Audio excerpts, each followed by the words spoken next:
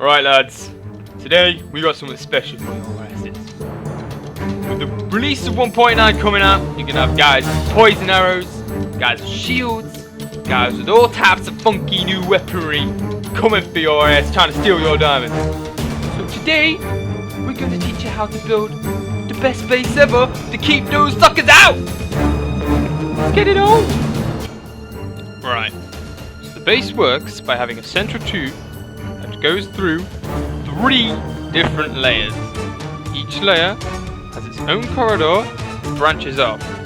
One of those, the first and second levels, will be stairs. Stairs will make sure we can traverse from each level easy, and it provides a good place to put traps in. Sorted. Right, so pick some land that I decide that the build should be in. This hill should be good enough. Slightly worried that the tube could be a bit too long, but it's away from anybody else and it's underground. That's the whole point of the base, because in Anarchy servers you want to be underground, otherwise you're just going to get raided. Alright, so step 1, find a good territory. Alright, you want to scout around. I'd scout around about 200 blocks in every direction, just to make sure nobody else has been here.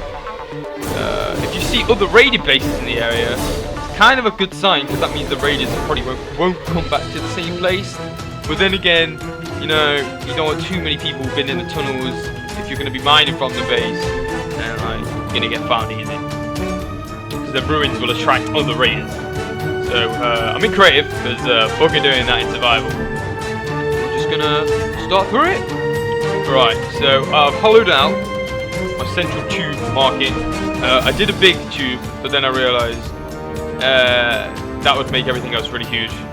So not a good idea. Wouldn't recommend it. Obviously, if you got a 20 size TV, you want a big tube. But then do realise the bigger the base, easy it is for being X-rayed. You want to take that into account because there are X-rays everywhere. As a Minecraft, you know, it happens. It's the way it works.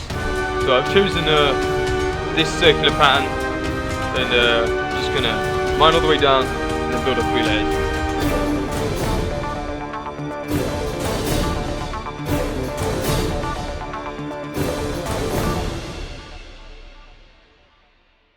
So when you get to about this far down, obviously I'm on a hill, so take that into account and all. You want to consider how big you want each, level of the room. So between each level, we're gonna have a 10 block gap. That's there so we can have redstone put in, underfloor traps. Give a bit more space for those secret chests, so nothing like collides into this the second and third layer.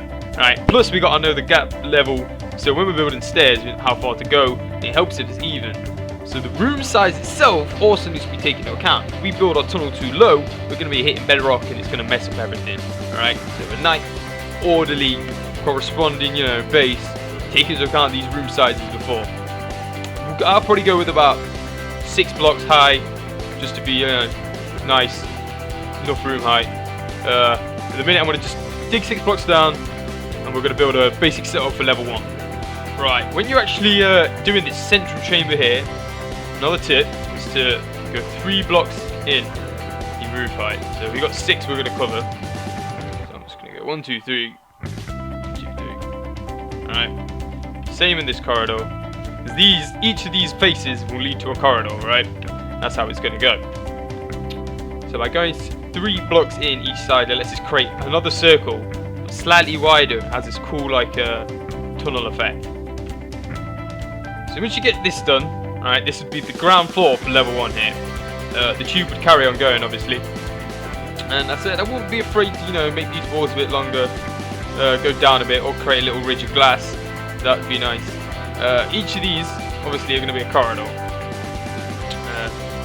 So in fact, I think I will actually put these rows back a bit. Right, that's better. So, you got to make sure when you're landing on this, the tunnel's not going to take in too much of the space. So at this point, you just got to decide really at what level your rooms, where you want the rooms and stuff. Because obviously, if somebody attacks the base, they're going to be coming from this point here. Alright, so this is going to be the first level they land in. So, in my opinion, I'd say it'd be best to put the valuables on the last level.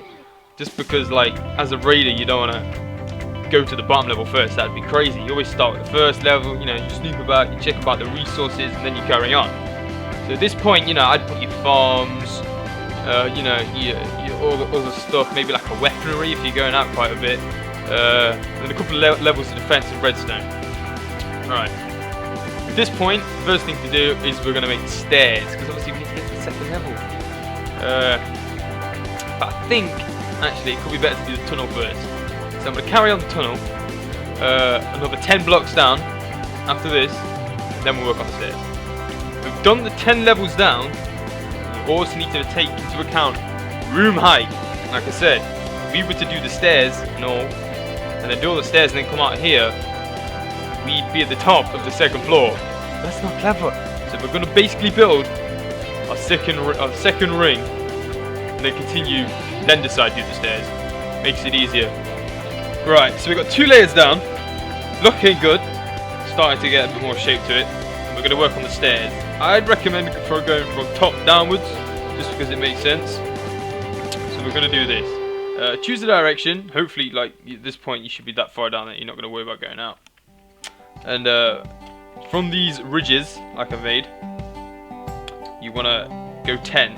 We use 10 just because 10's an easy number. You know, that's the difference between here and here is 10. Corridors 10. Just that way you're not going to make any mistakes.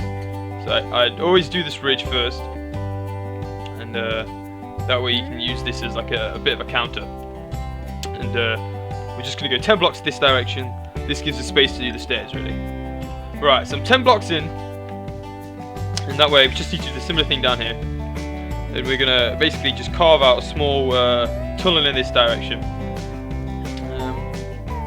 What we can do is, if you want to put a nice design pattern, but this adds more room for messing it up, because the more complex the room, obviously, the higher chance of you messing it up. The idea for the corridors, by the way, is that yeah, it gives stairs space, but it also gives you room for traps.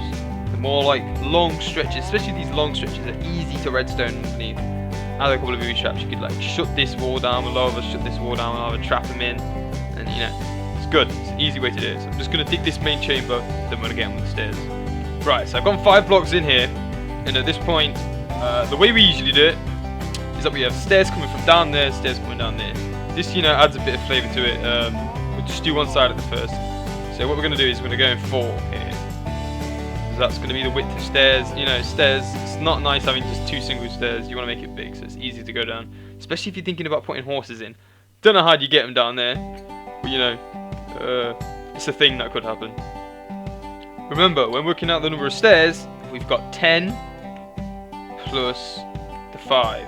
So what we're going to do is I'll probably go down 8 the first lot, 7 the second lot. You can always use F3 and stuff to measure this.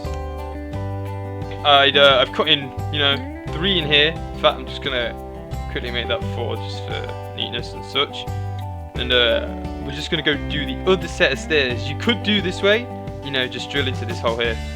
But for the sake of getting it ordered, it makes it easier if I do the second set again, and then we can just drill in together. That way we don't muck up and make any mistakes. Right, so we've cut that out. So looking nice. Again, you can put another room here maybe. We always put like a protection room, some kind of vault maybe in these sides, just because they're like hard to get to in each level. Really nice way to break it down.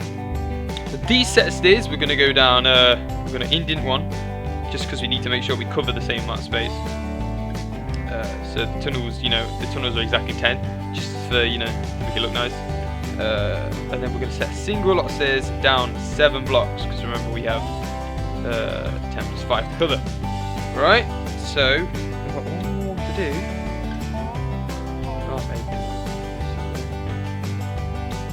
Hey, see, sorted. That was perfect. I already messed up that wall, didn't I? Spot on. And that's how you do it. See, your maths is important, kids. Alright, with those 2 tunnels sorted, what I'm going to do now is repeat all of this for a 3rd layer, and I'll show you what the finished thing looks like. With the first layer, like I said, I made it a farming layer, so I kept to the whole farming layer. Style, added wood, cobble, you know, bricks, like some of the poorer resources. Added a pen for like animals, a basic farm. And while I was digging this out, I actually found a spiders like thing. Obviously it goes with the whole farm thing, farming for XP. So in your base building, take into account like local other things. Add a glass you can see right through the bottom of the base, which is pretty cool. Lets you see attackers and stuff like that. Yeah, so I can colour pattern the entire thing. Then we've got the blue area, which is basically more like the home living type area. This is where everything will usually be in the base. You can have like your bedrooms, which are over here. I didn't actually do those. I'm not quite sure how I'm going to do them yet, because obviously for later on we're going to fill those in properly. But there's the chest room, you know, where everybody keeps all their random stuff. Again, another layer of glass, so you can see a bit further. And then you have the enchantment table, you know, the furnace, the anvils, the crafting room. Just keeping it up to the living theme. And then you have like the veterans area, you know, the boss's room. Your officers go down there for the clan meetings or whatever. You put the trophies, you put your dragon egg down there. This is it, like, yo, don't mess with the big boys time. It's got this cool kind of like lava moat thing going over. Bit of like parkour. Yep, needed.